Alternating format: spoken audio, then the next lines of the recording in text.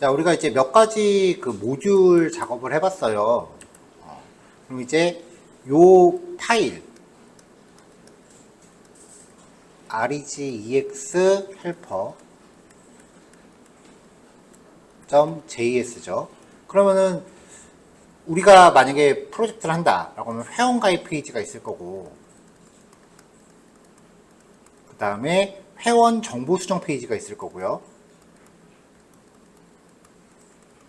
그 다음에 쇼핑몰이라 그러면은 주문서를 작성하는 페이지가 있겠죠. 혹은 리뷰를 등록하는 페이지가 있을 거고요. 그 다음에 고객 문의 게시판도 있겠죠. 상황에 따라서 뭔가 내용을 입력해야 되는 페이지는 사이트 하나에 굉장히 많이 포함이 돼 있어요. 그럼 거기에서 전부 이 파일을 참조를 시키면 언제든지 입력값 형식을 검사하는 기능을 재사용할 수가 있다는 거죠. 자, 그럼 이제 이 파일을요, 만약에 제가 만들어서 이거를 제 블로그에 업로드를 했다고 쳐요. 그러면 사람들이 이제 검색 같은 걸 통해서 들어올 거 아니에요. 검색을 통해서 들어오겠죠. 그래서 이 파일을 다운로드를 받아가요. 그럼 그 사람들은 또 자기 웹사이트에 이 파일을 응용을 하겠죠. 그럼 이제 나는 이걸 올리면서 몇 가지 좀 글 내용을 붙여야죠.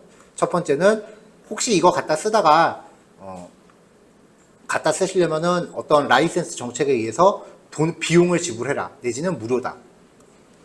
유료인지 무료인지.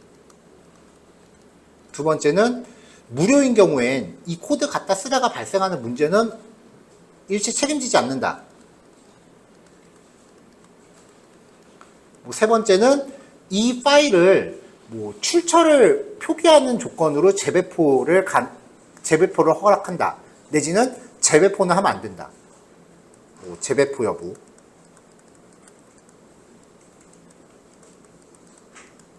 그 다음에 결정적으로 이 코드를 사용하면서 적절하지 않다고 판단된 부분을 수정을 했을 땐 원작자한테도 반드시 알려달라. 피드백. 그러면 이제 블로그에 올려놓은 댓글 같은 걸 통해서 이제 사람들이 의견을 주고받으면은 이 코드는 점점점 개선이 될 거예요. 자, 이런 형태로 만들어지는 코드를 오픈소스라고 해요. 자바스크립트에서는 이렇게 오픈소스 형태로 배포되는 이 모듈을요, 플러그인이라고 많이 불러요. 내지는 라이브러리. 그럼 이제 다른 사람들이 만들어서 배포하는 자바스크립트 플러그인에 어떤 것들이 있는지 찾아보면 돼요. 제가 장담할 수 있는데 여러분들이 상상하는 모든 기능이 다 만들어져 있을 거예요. 근데 그게 내 입맛에 100% 딱 맞지는 않을 겁니다. 조금씩 이제 수정해야 될 부분이 좀 발생할 수도 있어요.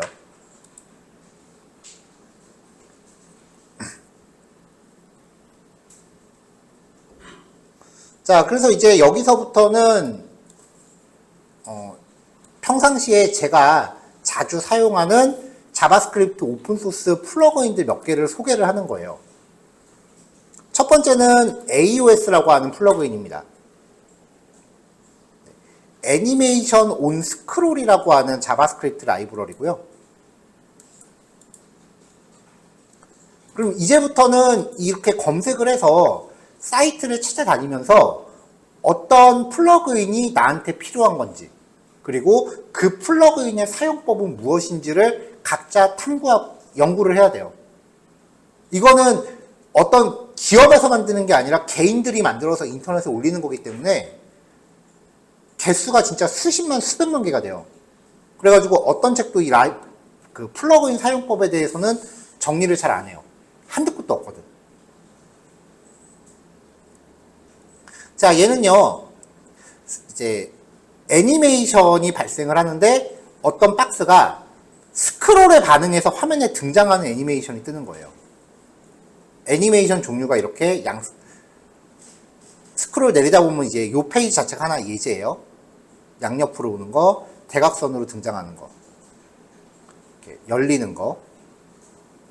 줌 효과.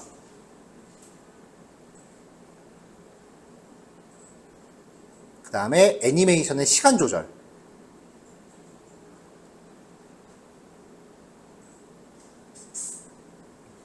뭐 이렇게 있고요. 요 자체가 그 사용법이자 예제예요. 자, 여기 이제 사용하는 방법이 있죠. 데이터 속성이 들어간 거 보니까 이 플러그인에서 뭔가 HTML 속성을 정의를 했나 봐요. 자, 이런 예제들이 있으면 그 다음에 GitHub 아이콘이죠. GitHub 페이지가 링크되어 있으면 꼭 들어가 보세요. 간단한 그 페이지 링크에 간단한 이제 매뉴얼이 있을 거예요. 이걸 보고 스스로 탐구를 해야 돼요.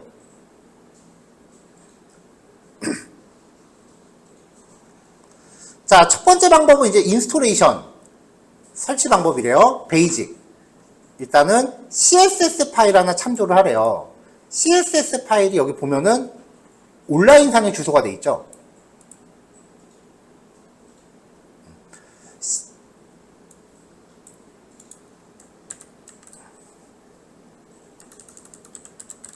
제가 HTML 파일 하나 만들어 볼게요.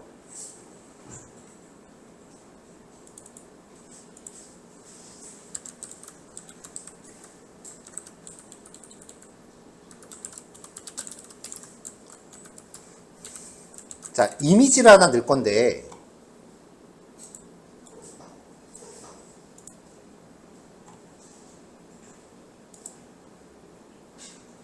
여기 네이버는 잘 안 되니까.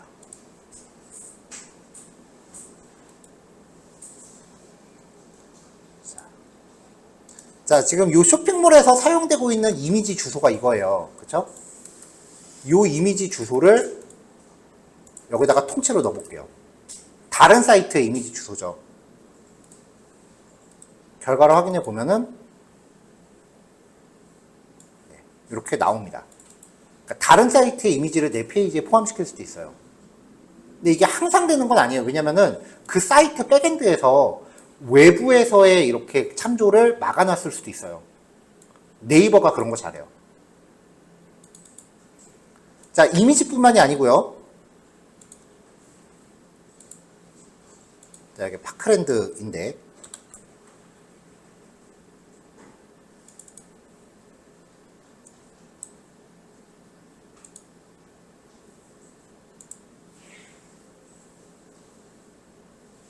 자, 얘네도 지금 리셋 CSS 쓰고 있네요. 그 다음에 style.css, 아마 여기에 CSS가 들어있나 봐요.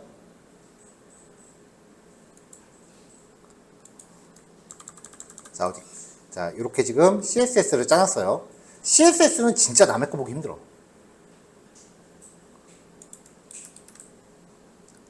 자, 이 CSS 파일을 내 HTML에 참조해 볼게요.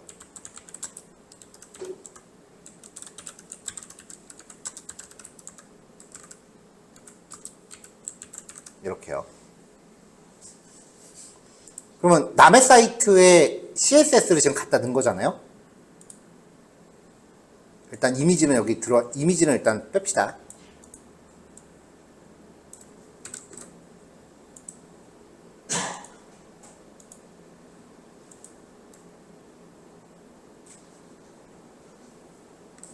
자, 여기였는데,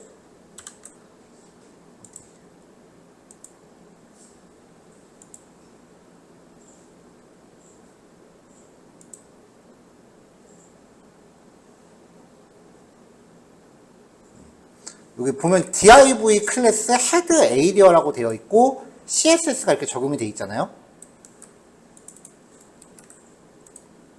그럼 똑같이 div 클래스 헤드 에이리어라고 넣고 div 하나만 이렇게 넣어볼게요.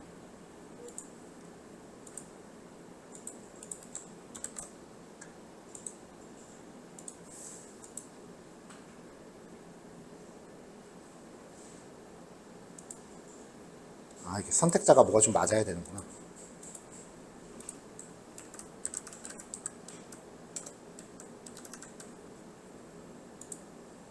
아, 헤더 에이리어구나. 헤더 에이리어.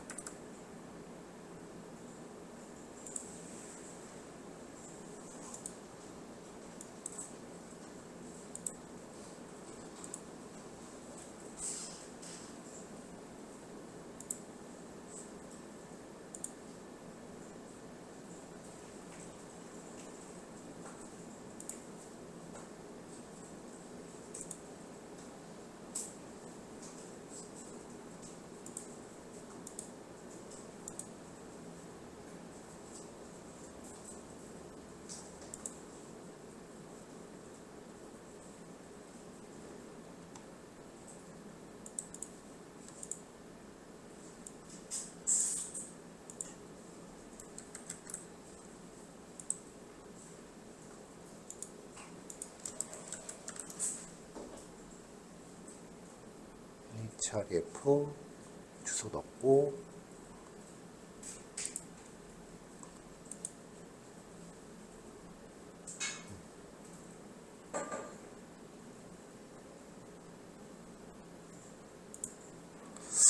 선택자가 뭐가 안 맞는 것 같으니까 제일 만만한 리셋 CSS로 바꿉시다.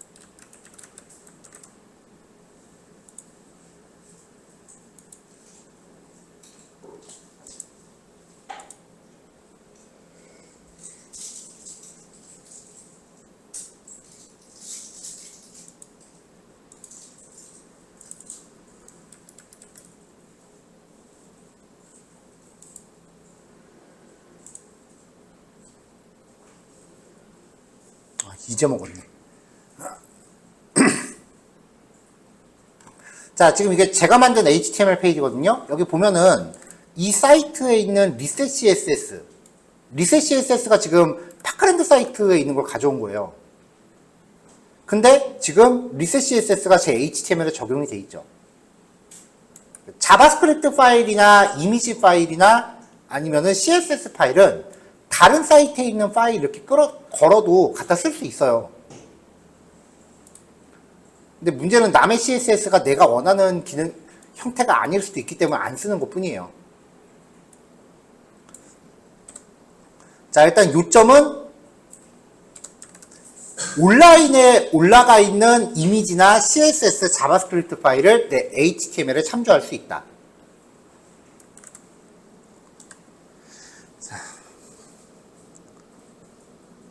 자, 우리가 지금 CSS 작업할 때 reset.css라는 파일을 전에 썼었죠. 지금 보면은 내가 만든 사이트에서도 이걸 쓰고 있고요. 우리 포트폴리오 했던 거에서도 reset CSS 사용했었죠. 그 다음에 조금 전에 봤었던 파크랜드에서도 reset CSS를 쓰고 있었어요.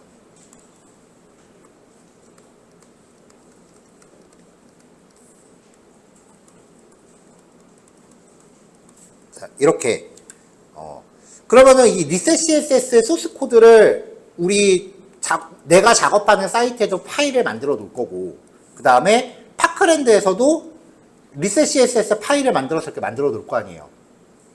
예를 들어서 내가 만든 사이트를 a.com이라고 주소를 가정하고요, 파크랜드 사이트를 b.com이라고 주소를 가정해 봅시다. 그럼 어저께 그 캐시라는 얘기 했었죠. 웹사이트는 자기가 접속했던 페이지에 쓰인 그 재료들을 웹브라우저가 일정 시간 동안 저장을 하고 있다가 재접속했을 때 그 파일을 다시 쓴다 그랬어요. 그러니까 내가 쓰고 있는 웹브라우저가 크롬이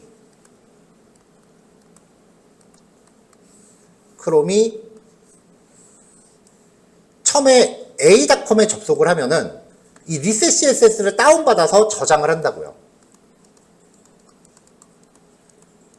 그 다음에 b.com에도 접속을 하면은 분명히 똑같은 파일임에도 불구하고 리셋 CSS를 또 받아요.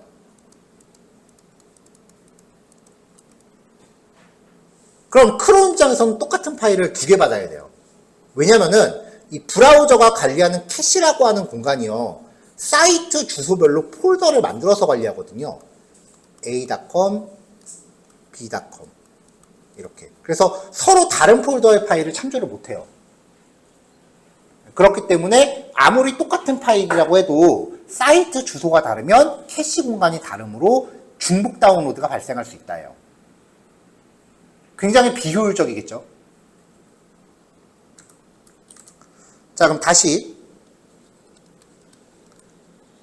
a.com 사이트가 있고 그 다음에 b.com 사이트가 있어요. 그리고 hello.com이라고 하는 사이트가 있다고 칩시다. 여기에 reset.css를 이 hello.com에서 온라인에 띄워놨어. 그래서 a.com에서 여기에 있는 reset CSS를 아까 직접 페이지 보여드린 것처럼 hello.com에 있는 reset CSS를 끌어다 쓰는 거예요. b.com에서도 끌어다 쓰는 거야. 그럼 이제 이제 내 크롬에선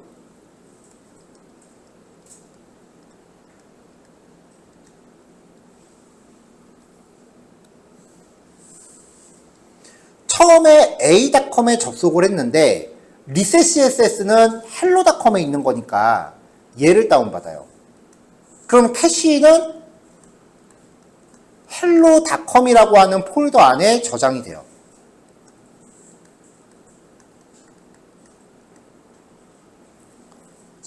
그 다음에 b.com에 접속을 했더니 여기서도 리셋 CSS를 쓰고 있네? 근데 아까 내가 캐시를 저장한 폴더잖아. 그럼 얘를 다운로드 안 받고 여기 있는 걸 그냥 갖다 써요. 그러니까 품앗이를 하는 거예요. 최초 한 군데에서만 다운로드를 받고 다른 사이트들은 이 파일을 계속 공유하는 거죠. 그럼 훨씬 효율이 좋잖아요. 이런 식으로, 이런 목적으로 그 오픈소스로 배포되는 그 모듈들, 플러그인들을 여러 사이트에서 끌어다 쓰라고 이렇게 온라인에 올려놓은 서비스가 있어요. 이거를 컨텐츠를 배달하는 네트워크다라고 해서 컨텐츠 딜리버리 네트워크, 줄여서 CDN이라고 해요. 그러니까 CDN을 사용하면은 내가 이 파일을 직접 다운로드 받지 않아도 된다는 거죠. 이 CDN을 제공하는 사이트들이 몇 군데가 있습니다.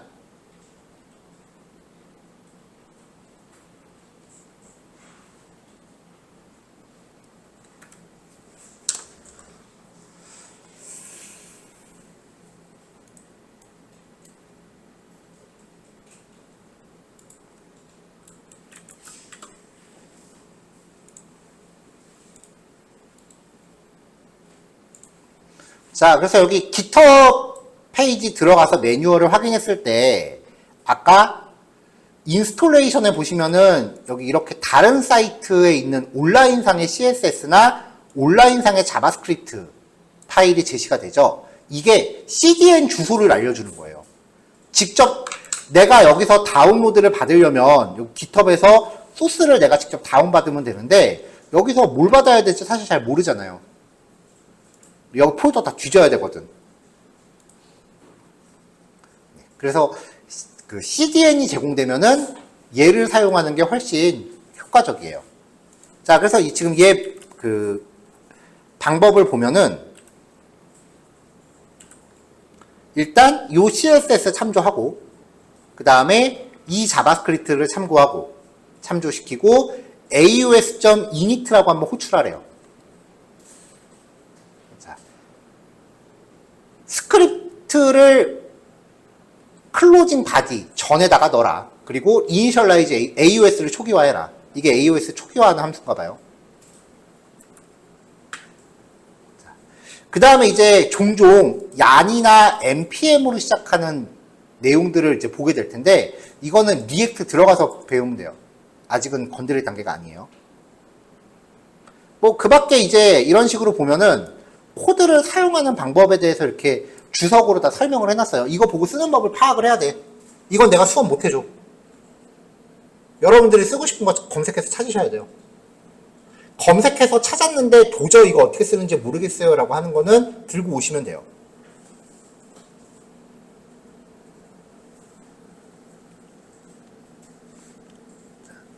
자, 그 다음에 이제 여기 나와 있는 내용들을 보면서 사용 방법을 익히는 거죠. 문제는 영어라는 게 좀 부담되긴 하는데 이제는 어쩔 수 없어.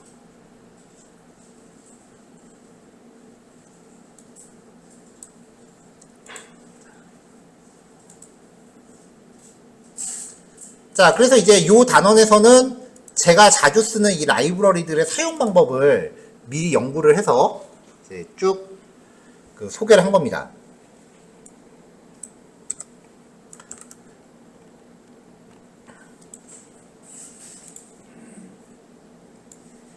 자, 그래서 여기 사이트 주소 걸어놨고요. 정말 잘 만든 플러그인들은요, HTML에 들어가는 속성만으로 알아서 작동을 해요. 그래서 스크립트 코드가 거의 안 들어가요. 그래서 몇 가지 속성들을 제가 좀 정리를 해놨어요. 일단은 박스라고 하는 클래스를 만들어서 사용법은 여기 적어놓은 거고 박스라는 클래스를 다 놨습니다. 이게 뭐냐면은 일단 AUS 떼고 네. 이런 식으로 지금 박스를 만들어 놓은 거예요. 화면 중앙에다. 이제 얘네들한테 애니메이션을 적용을 할 거예요. 하나씩. 자, 위드 세이트 주고 폰트 사이즈 칼라, 백그라운드 칼라, 가운데 정렬, 그 다음에 라인 헤이트 주고 마진값 상하 250 정도 줘갖고 박스 세로 간격을 좀 띄워놨어요. 이렇게. 자, 사용 방법 CSS 붙이고 그 다음에 자바스크립트 코드 붙이고 그리고 나서 나머지는 내가 원하는 효과에 따라서 애니메이션에 관련된 속성값을 주시면 돼요. 이게 요 사이트 보면은 여기 나와 있는 요것들 있잖아요. 요거를 참고하시면 돼요. 일단 데이터 AOS는 애니메이션 종류입니다. 어떤 값들의 종류가 있는지는 여기 다 명시가 돼 있으니까 스크롤 내려가면서 원하는 효과를 확인했다면은 그 효과에 있는 값을 보시면 돼요. 그 밖에 데이터 AOS 듀레이션, 애니메이션 속도입니다. 1000분의 1초 단위고요. 데이터 AOS 이징, 애니메이션 재생 옵션, CSS 트랜지션 속성값을 따라가요. 그러니까 뭐 이지 인아웃 뭐 이런 식으로 점점 빠르게 점점 느리게 뭐 그런 거 있었죠. 근데 이것저것 다 하다 보니까 그냥 이지 인 사인 요거 하나만 쓰게 되더라고요. 이게 느낌이 제일 자연스러웠어요. 자, 이지 데이터 AOS 오프셋, 대상 요소가 화면 하단으로부터 떨어진 거리, 이 거리에 도달하면 애니메이션이 작동을 해요. 그러니까 이 값을 만약에 0으로 주면 이 요소의 상단면이 화면의 맨 밑에 도착한, 스크롤을 해서 밑으로 발생할 거 아니에요. 상단면이 화면의 맨 밑에 도달하면은 애니메이션이 발동을 해.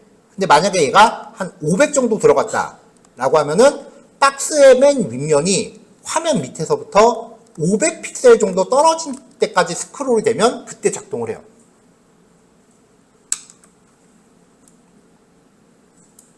자, 그래서 지금 첫 번째 거는 데이터 AOS 오프셋을 0으로 줬어요. 왜 0으로 줬냐면은 첫 번째 박스는 일단 보이자마자 화면이 이렇게 나오잖아요. 그러니까 페이지 열리자마자 작동을 해야 된다고. 그래서 저장하면 페이지가 새로 고침되자마자 이렇게 작동을 해야 되니까 오프셋 거리를 0으로 줬어요. 근데 그 밖에 나머지 것들은 이걸 쓰게 되더라고요. 데이터 AOS 앵커 플레이스먼트. 이게 생긴 지 얼마 안 돼요. 오프셋 값은 내가 픽셀 좌표를 계산해야 되기 때문에 사실 쓰기가 좀 어렵거든요. 얘는 박스 위치와 화면 위치예요. 박스의 탑 센터 보톰이 브라우저의 탑 센터 보톰에 도달한 경우 애니메이션 시작. 그러니까 예를 들면은 센터라고 놓으면은 박스의 중앙이 화면 중앙에 맞닥뜨리면 애니메이션이 작동하는 거야. 이게 더 쉽잖아요. 자, 그래서 박스의 상단면이 화면 중앙에 도착했을 때 이거를 처음에 센터라고 넣어봤더니 두 번째 박스 애니메이션이에요. 이렇게 분명히 애니메이션이 여기 중앙에서부터 작동을 하는 건데 이게 나오는 동안 난 스크롤을 또 할 거 아니에요. 그러니까 딱 해갖고 화면 중앙에 딱 맞추면 모르겠는데 이게 아니라 스크롤을 계속 내리면 이렇게 애니메이션이 발생하면서 올라가더라고. 그래서 탑을 중앙에 맞춰라. 차라리 이게 더 자연스럽더라고요. 그러면 이렇게 상단면이 박스 중앙에 맞췄을 때 애니메이션이 발동을 해요. 그럼 이제 스크롤을 계속 내리면은 적당히 이제 화면 중앙에서 나오는 것처럼 보여 이제.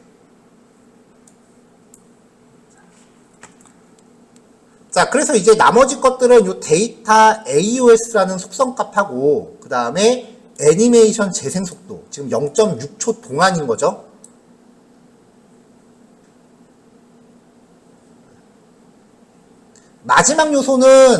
맨 마지막 요소는 스크롤이 맨 끝에 도착하면 얘는 화면에 영역이 없다면은 맨 위로 올라올 일이 없을 수도 있잖아. 푸터 같은 경우는 화면 위로 안 올라오잖아. 그래서 마지막 요소는 좀 좌표값을 고려해서 넣어주긴 해야 돼요.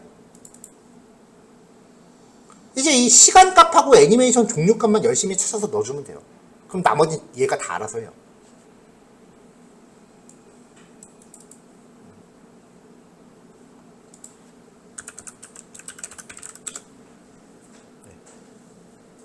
요걸 사용한 사이트가 요 팝업도 그렇고, 그 다음에 요거 지금 밑에서 쓱 올라오는 거 보였나요?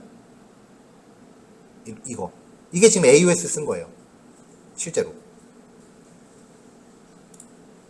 이것도 AOS고.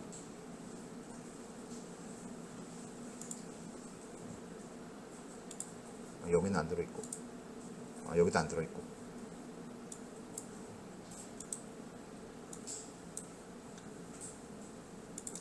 자, 두 번째 내용은요.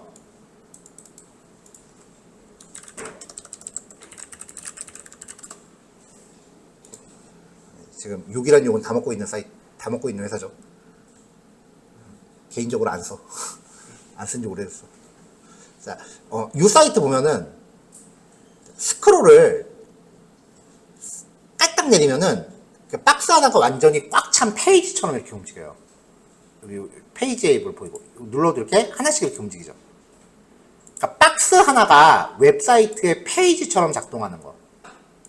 이렇게. 이게 그 학생들이 본인들 포트폴리오 사이트 만들 때 요구사항이 정말 많았어요. 이거 하고 싶다는 친구들이. 한 페이지씩 자기소개 넣는 거. 뭐 포트폴리오를 준비하면서 이제 블로그도 하고 깃허브도 하고 그러죠. 그럼 이제 마지막에 끝판왕은 자기 사이트 만드는 거예요. 프론트엔드 개발자들이 많이 하는데,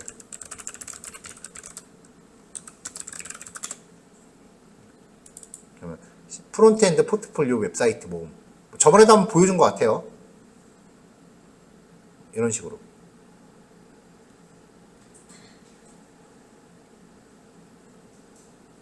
이런 식으로 그 프론트엔드 하는 친구들이 자기 포트폴리오 사이트를 많이 만들어요. 뭐야 이거? 이런 효과들 넣으면서 이 사람이 딱 이거 썼네. 한 페이지씩 올라가죠. 이렇게. 자, 이런 거를 구현하는 플러그인이 대표적인 게 아마 배민도 썼을 것 같은데,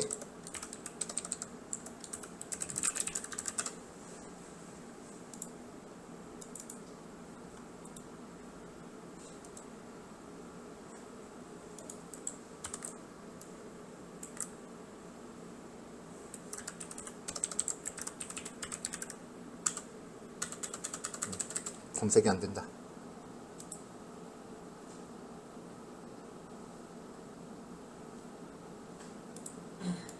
여기 폴리피를 썼구나.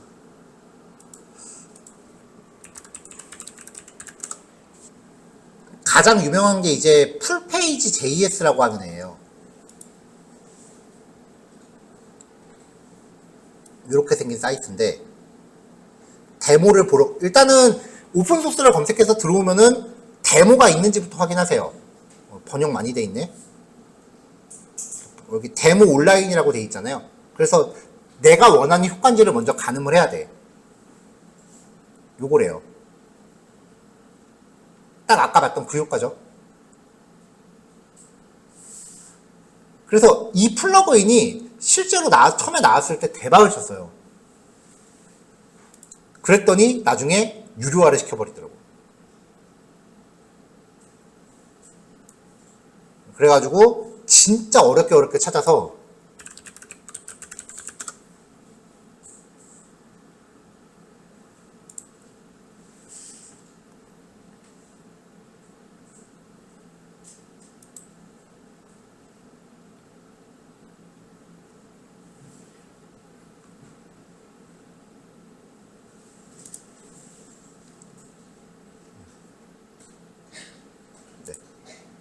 페이지 에이블이라고 하는 또 라이브러리를 찾았어요.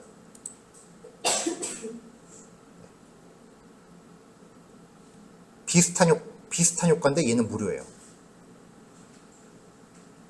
자, 보시면 이제 웹 안에서 이렇게 페이지처럼 이렇게 왔다 갔다 하는 거죠.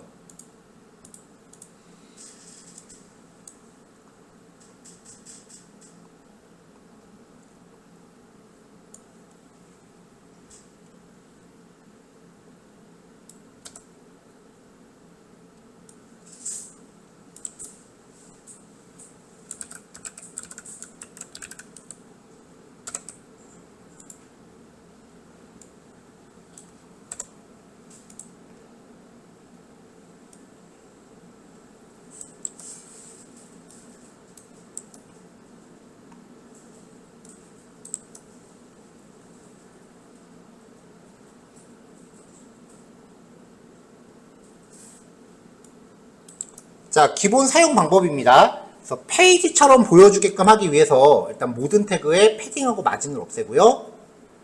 일단은 이 CSS 좀 걷어낼게요.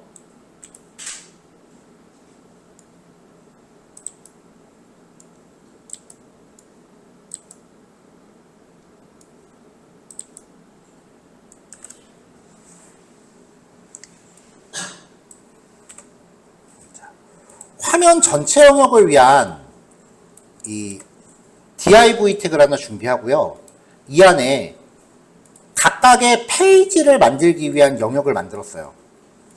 플러그인이 제시하는 게 데이터 앵커라는 속성으로 각각 페이지의 이름을 잡아주래요. 그럼 그 안에 들어가는 건 내 맘대로 꾸미면 된대.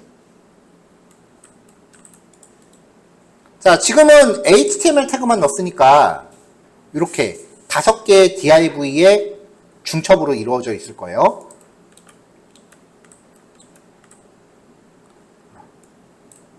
코드 제거를 잘못했네. 일단은 전체 패딩하고 마진 없애고, 요거는 맨 마지막에 넣어서 보여드릴게요. 점 페이지라고 하는 CSS를 짰어요. 이 데이터 앵커라는 특성을 갖는 div 안에서는 그냥 내 맘대로 꾸미면 되거든요. 그러니까 이 페이지랑 페이지 1이랑 클래스는 내 필요에 따라 내가 만든 거야. 자, 박스 사이즈는 보더 박스 주고 사이즈 100%.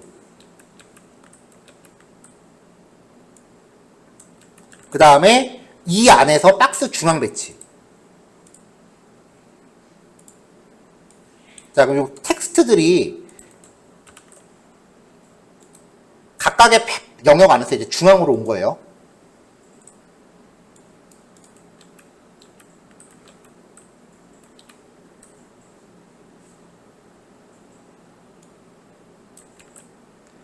자, 그 다음에 이제 H1 태그에 글자 색깔 흰색으로 주고 글자 크기 좀 크게 준 다음에 페이지 1, 2, 3, 4, 5는 배경 색깔을 이렇게 다르게 줬어요. 페이지 1, 2, 이 안에 3, 4, 5 배경 색깔을 각각 다르게 줬어요. 그럼 현재로서는 그냥 div 이렇게 채워놓은 거예요. 그럼 얘네가 이제 어떻게 되는지 봅시다.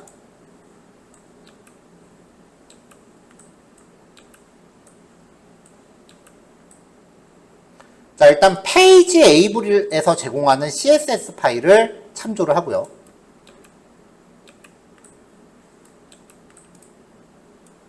AOS는 일단 좀 걷어낼게요.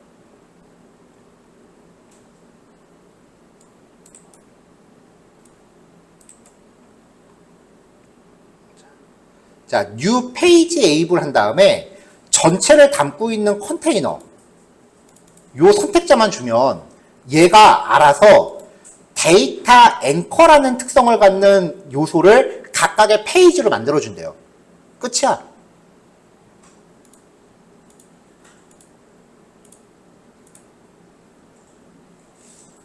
자, 지금은 이렇게 그냥 딱 자기가 담고 있는 내용만큼만 크기를 잡고 있는데 요 스크립트를 가동함으로 인해서 데이터 앵커라는 특성을 갖는 애들이 이렇게 각각 한 페이지로 스타일이 커져요.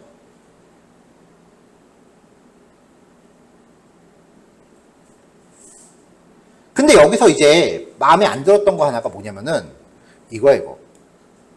스크롤이 옆으로 이렇게 조금씩 밀리더라고요.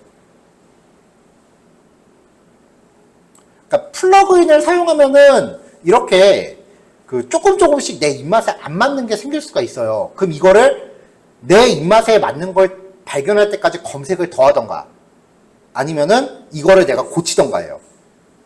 대체로 CSS의 그 원인이 많아요.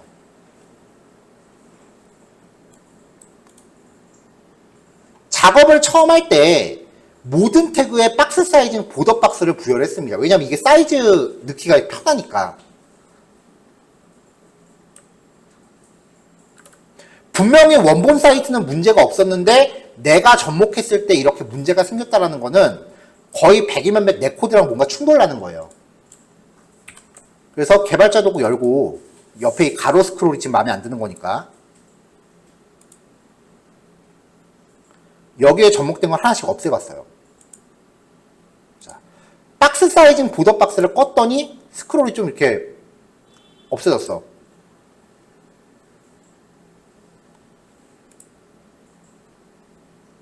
그리고 이 안에서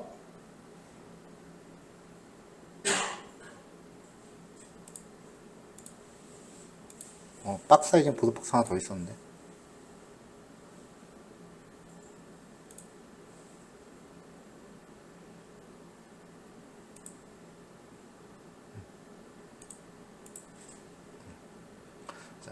일단 여기서 박스 사이징 보더 박스를 꺼봤더니 스크롤이 좀 개선이 됐거든요. 그래서 아 이게 문제인가 보다 하고 감으로 찾은 거야 이건. 이걸 빼봤어.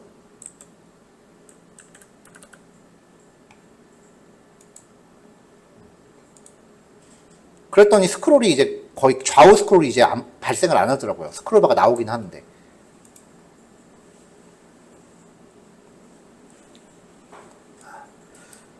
아 이게 문제구나 싶어서 근데 앞만 봐도 이 박스 사이징 보더 박스를 포기를 못 하겠는 거야. 이걸 포기하는 순간 여백 계산이 굉장히 번거로워지니까.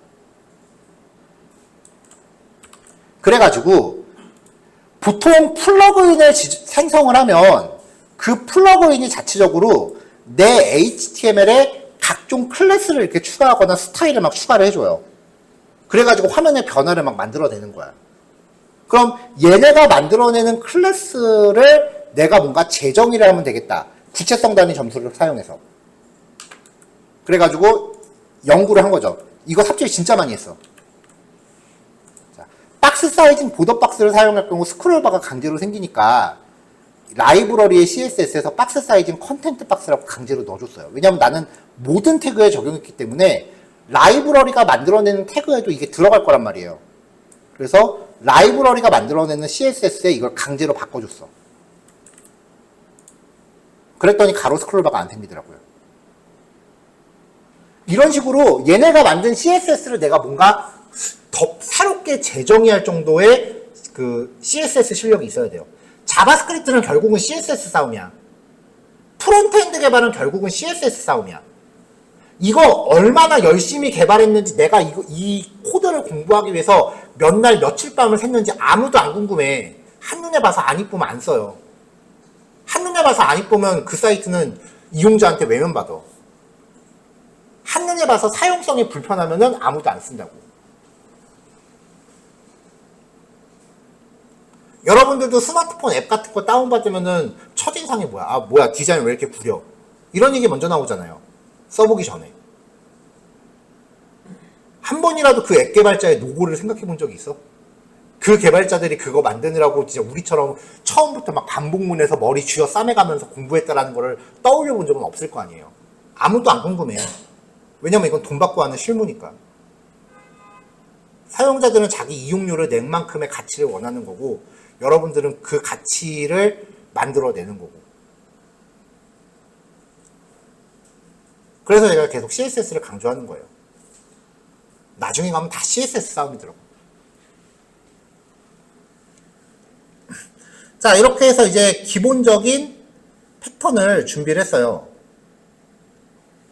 그럼 이제 요 페이지 영역 안에서 요 부분은 여러분들이 마음대로 꾸미는 거야, 그냥. 그러니까 이 플러그인의 구조는 딱 여기까지인 거예요. 여기까지가 이 플러그인의 구조인 거야.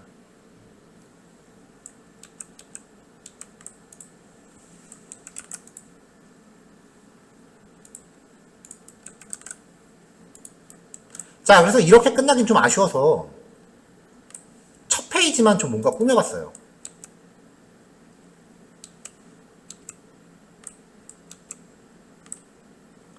자, 비디오 백그라운드라고 하는 클래스를 하나 정의했고요.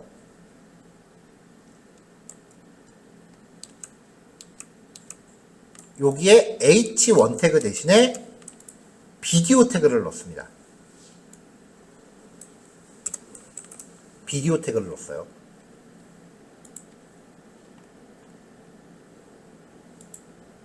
자, 이렇게 해서 비디오 태그를 넣었어요.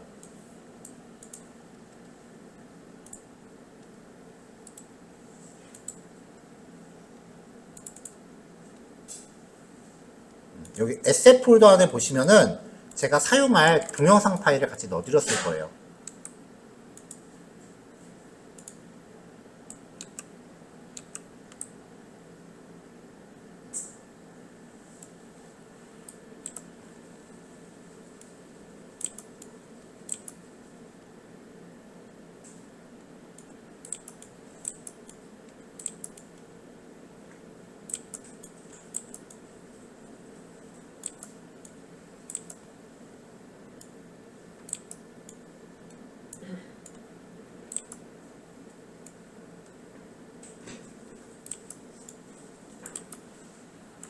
자, 이 비디오 백그라운드라고 하는 클래스 영역에다가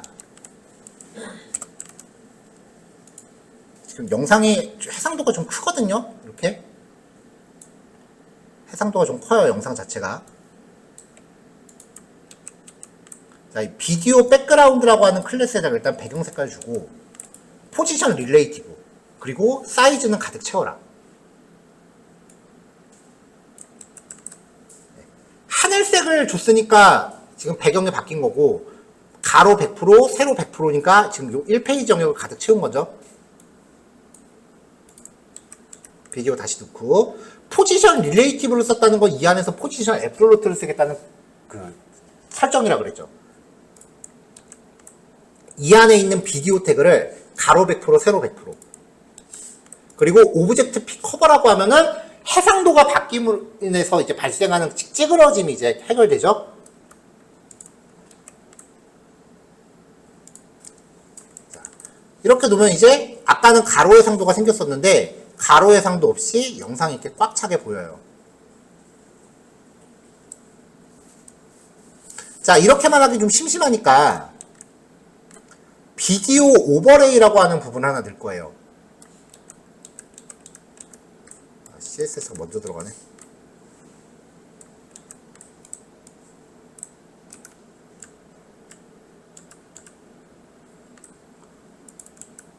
자, 이렇게 해서 이제 비디오 오버레이라고 하는 div를 놨는데요.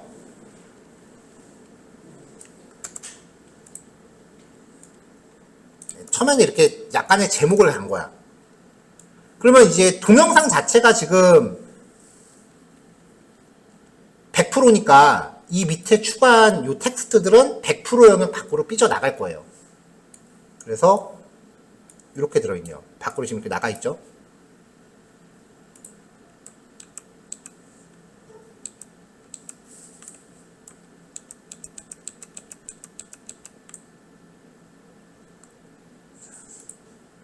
자, 얘한테 이제 CSS를 걸어서 포지션 앱솔루트, 레프트 0, 탑 0. 그러면은 이것만으로 아까 이 비디오 백그라운드한테 포지션 릴레이티브 부여했잖아요.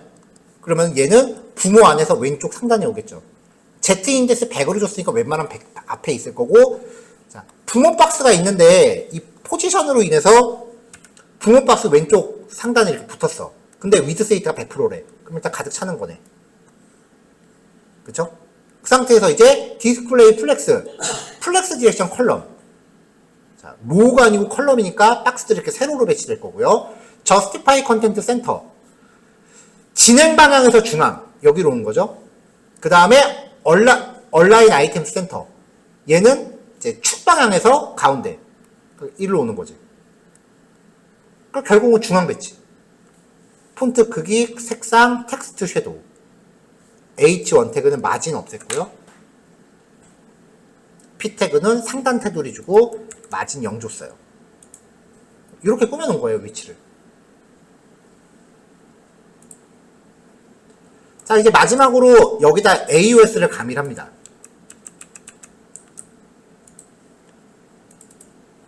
그럼 이제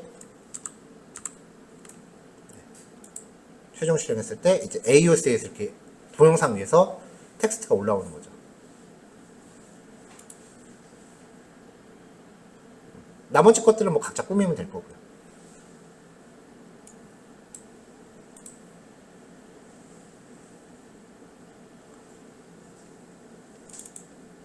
자, 마지막으로 하나만 더 볼게요. 자바스크립트 플러그인 중에 정말 유명한 게 얘도 비슷한 종류가 되게 많아요. 라이트박스라고 하는 애인데요. 이런 거야. 그림 이렇게 나오는 거. 이거를 직접 구현한다고 생각하면은 난리도 아닐 거예요. 왜냐면 화면 중앙에 떠야 되지, 스르륵 하면서 이렇게 이미지도 사이즈 변경해줘야 되지. 이런 라이트박스 계열의 플러그인들이 굉장히 많은데 제가 많이 쓰는 거는 FS 라이트박스라는 애예요. 왜냐면 얘가 바닐라 스크립트용도 지원을 하고 리액트용도 지원을 하더라고요. 자, 일단 우리는 바닐라 JS용을 볼 거니까 get started 누릅니다.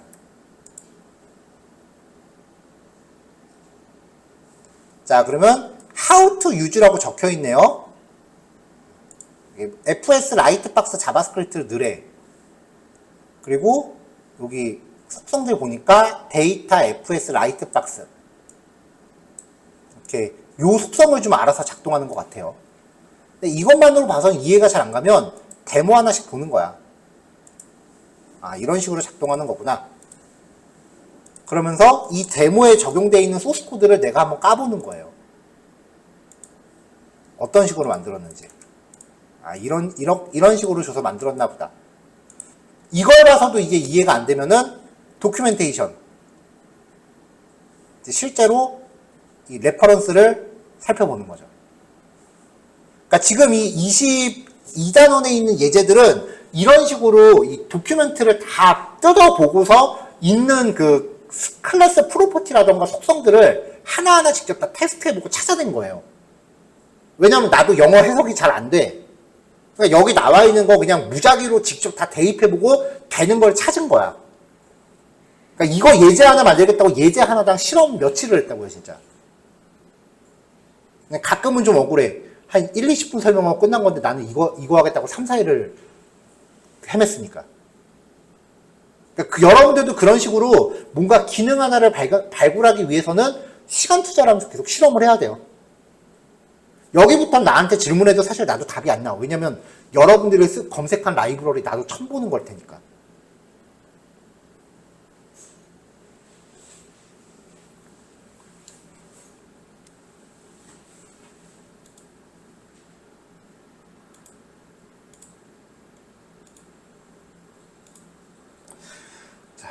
자, 이 라이브러리는 레퍼런스를 뒤져보니까 별도의 그 CSS 파일은 필요하지 않더라고요. 딱 이렇게 자바스크립트 파일만 참조시키면 되고요. 1번 사용법. 자, 하나씩 걷어가면서 봅시다.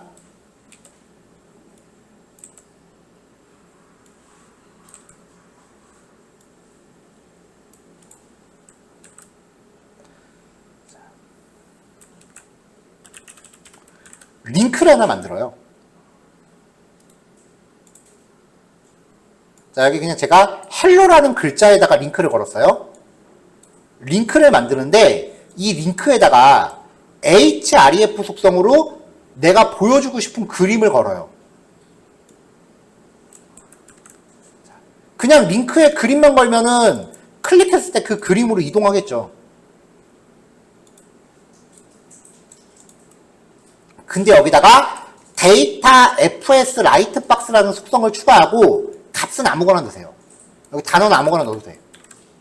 그러면 이 속성이 들어있는 항목에 대해서 링크를 클릭하면 그 그림을 이렇게 보여줘요. 기본 사용 방법은 이거야. 그럼 여기 링크에 텍스트 말고 이 원본 이미지 사이즈를 조금 줄여서 보여주면 얘를 클릭했을 때 이렇게 보인다. 이런 스토리가 만들어지는 거죠. 자, 두 번째 사용 방법. 이번엔 링크를 3개를 넣는데 데이터 fs 라이트 박스라는 값을 다 똑같이 줘요. 여기 3개거든요. 똑같이 주면 이 값이 똑같은 애들끼리는 하나의 그룹으로 묶여. 이렇게 좌우로 가면서 볼 수 있어.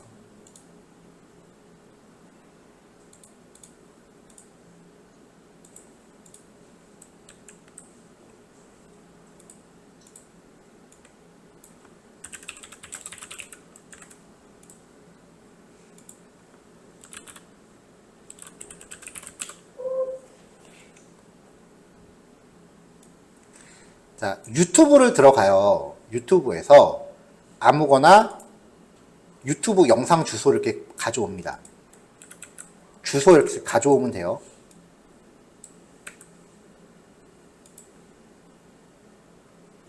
기왕이면 광고 없는 게 좋겠지.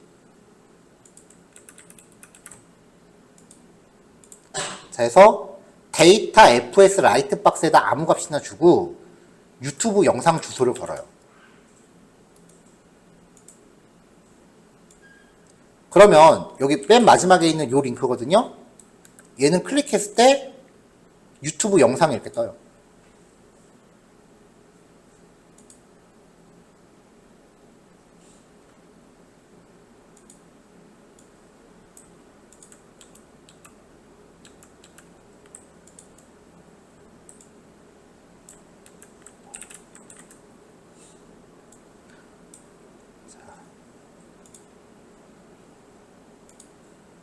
자, 요렇게 이제 영상이 뜨는 거예요.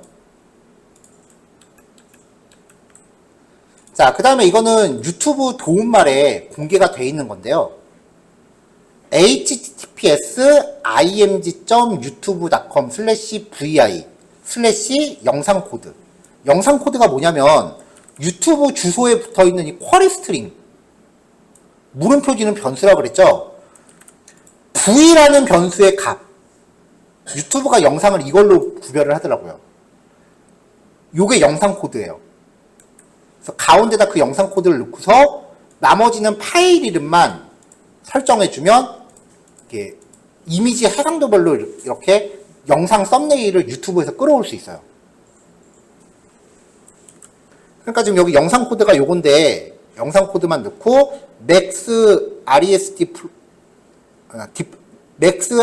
디폴트 요 파일을 이제 건 거죠. 요거 고해상도 썸네일. 근데 넓이는 200으로 강제했네.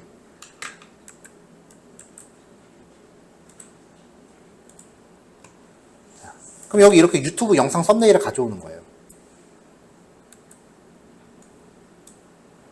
자, 유튜브 갤러리 갖고 올 때도 마찬가지로 데이터 fs 라이트 박스 값이 똑같으면 여기 보니까 영상 하나 내려갔네요, 벌써.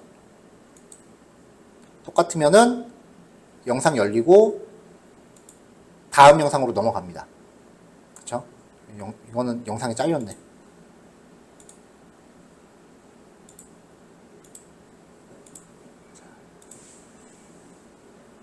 자, 근데 이거 유튜브 끌어다 쓸 때 조심해야 될 게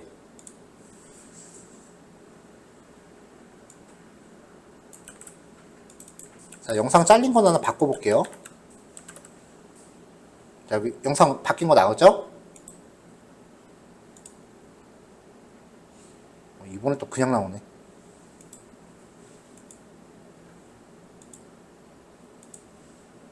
지금 안 나오나 보다. 이 영상 게시한 사람이 여기에 광고 뜨게 설정해 놓으면 그 유튜브 프리미엄을 안 쓰는 이상 광고 나오는 건 못 막아요. 그건 어쩔 수가 없어.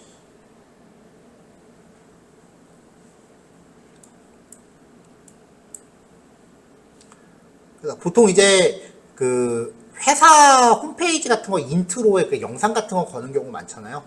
이제 그런 거 만들 때는 아까 했었던 그 백그라운드 비디오를 많이 쓰고, 그 다음에 회사 소개 영상 같은 거 올릴 때는 저렇게 유튜브에 올려놓고 유튜브 끌어다 놓는 식으로 연결을 해요. 유튜브 관련된 거 다른 기능도 많아요. 자바스크립트 유튜브 플러그인이라고 검색하면은 많어 되게. 비디오 JS라는 애도 있네요. 자, 검색하면은 수두룩하게 나와요. YT 플레이어라는 애도 있네요. 얘는 좀 유명하다. 네. 데모.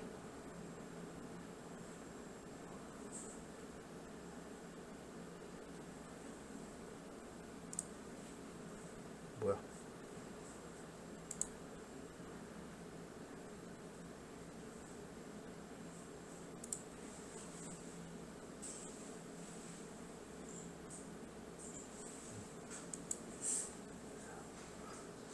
여기부터는 진짜 정보력 싸움이에요. 그래서 평상시에 여러분들 포트폴리오를 만약에 준비하신다라고 하면은 일단은 여기서는 과연 어떤 플러그인들을 썼을까? 먼저 그런 것들을 이제 검색해 보시면 돼요. 자기네가 직접 만든 거 장담하건데 50%가 안 넘어. 근데 이제 한 가지 주의하실 거. 자바스크립트 소스를 보다가 만약에 달라기오가 튀어나왔다. 그냥 무조건 걸으세요. 왜냐면 얘는 jQuery 쓴 거예요. jQuery의 내장 객체가 달러예요. 그래서 자바스크립트 코드 보다가 달러가 나오면 걔는 일단 걸으세요. 우리는 jQuery 안 해요.